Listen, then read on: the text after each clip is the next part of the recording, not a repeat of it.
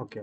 let's quickly dive into dynamic SQL. Dynamic SQL is a programming technique that used to build and execute SQL statements at runtime rather than at compile time. This is particularly useful when the exact structure of the SQL query is not known until runtime. Okay, let's get with the previous example. இப்போ ஒரு டேட்டாவை insert பண்ண போகிறோம் அப்படின்னா can we know the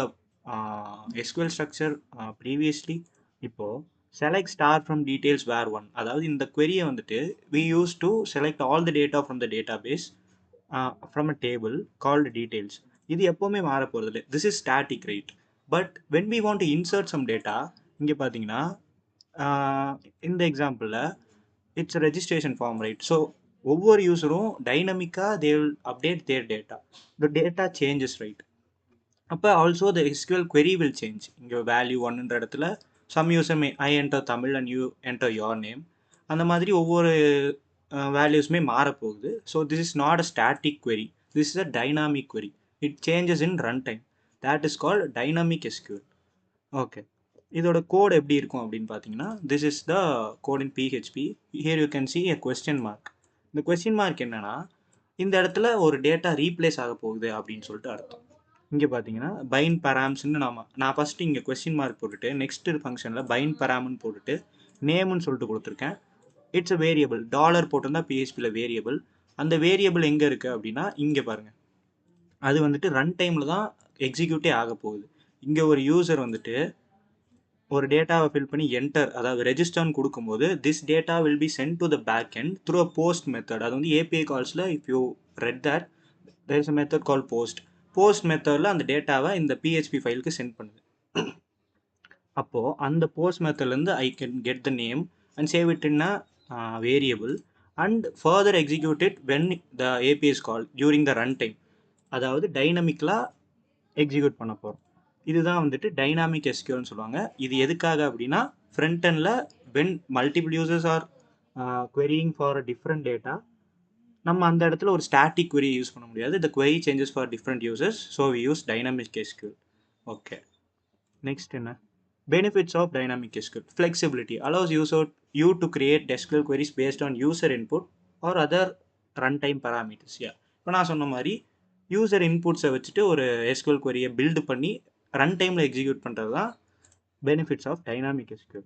can construct complex SQL statements that are difficult to write statically if you want to execute multiple SQL statementsனு வச்சுக்கோங்களேன் இங்கேருந்து ஒரு டேட்டாவை செலக்ட் பண்ணி அடுத்து இன்னொரு டேட்டா பேஸில் இன்னொரு டேபிளில் இன்சர்ட் பண்ணுற அந்த மாதிரி ஒரு காம்ப்ளெக்ஸான query-யை we can easily implement with dynamic SQL and dynamic table or column names enables queries where the table or column names are not known until execution அதாவது டேபிள் நேமோ காலம் நேமோ எக்ஸிக்யூஷன் வரைக்கும் நமக்கு தெரியல அப்படின்னா we can't write a static query right இங்கே நமக்கு வந்துட்டு ஸ்டாட்டிக் query எப்போ தெரியும் எப்போ எழுதுவோம் அப்படின்னா already if we know about the values or the table names அதுவே எனக்கு தெரியலனா I have to use dynamic SQL to execute it during the run time okay இப்போ ரிஸ்க்ஸ் ஆஃப் டைனமிக் SQL அப்படின்னா first one is SQL injection இந்த SQL இன்ஜெக்ஷன்றது it's a big topic in cyber security அதனால் இப்போதைக்கு அதை skip பண்ணிடுறேன் maybe in further ஃபியூச்சரில் I will upload that video and a performance overhead can introduce performance overhead due to the need for the database to compile the query at runtime yeah இப்போது ஒரு static query-யாக இருந்தால் it will B compiled இந்த compile time ஃபஸ்ட்டே அது compile ஆகி வச்சிரும் so இப்போ ஒவ்வொரு யூசர் கால் பண்ணும்போது it will be execute there will be no performance issues but a dynamic query is executed during runtime அப்படின்றப்போ it will introduce some performance issues that's the thing yeah and complexity maintaining dynamic SQL code can be more complex and error prone yeah இப்போ user வந்துட்டு ஒரு unexpected input கொடுக்குறாங்க அப்படின்லாம் வரப்போ it will be error prone but ஸ்டாட்டிக்கில் நம்ம ஆல்ரெடி declare பண்ணியிருப்போங்கிறப்போ அங்கே எரர்ஸ் வர்றதுக்கான வாய்ப்பு கம்மி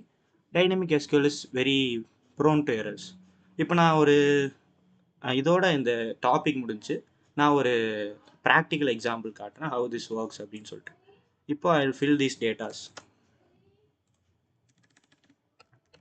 and when I click register I can see in the network section of the developer tools. This is the API call that is happened. அங்க இருந்து அந்த front end data I will send it to the backend application. இந்த மாதிரி தான் data போகும். Name இடத்துல test and these are the parameter names. And எங்க போகுது அப்படினா add details.php ன்ற ஒரு file போகும். அந்த file தான் வந்து backend file. You can see the add details.php அப்படின்ற backend. இங்க அந்த இடத்துல நான் கொடுத்திருந்த names அதாவது post method நான் சொல்லிருந்தேன். post methodல I have sent that data. எங்க பார்க்கலாம் அப்படினா you can see it here. The request method is post and the payload data is name ன்ற இடத்துல I have name and இன்னொரு name caption கொடுத்துட்டு அங்க வந்து I have the next detail and the phone number and roll number அப்படின்ற key value pairs. அந்த key value pairs post methodல I have stored it in a variable and I have inserted into here. இங்க பாத்தீங்கன்னா name college name அந்த variable I have dynamically inserted into the database. This is how dynamic SQL is used to send data to the database in runtime. Yeah, that's all about dynamic SQL. We'll catch up in the next topic. Take care.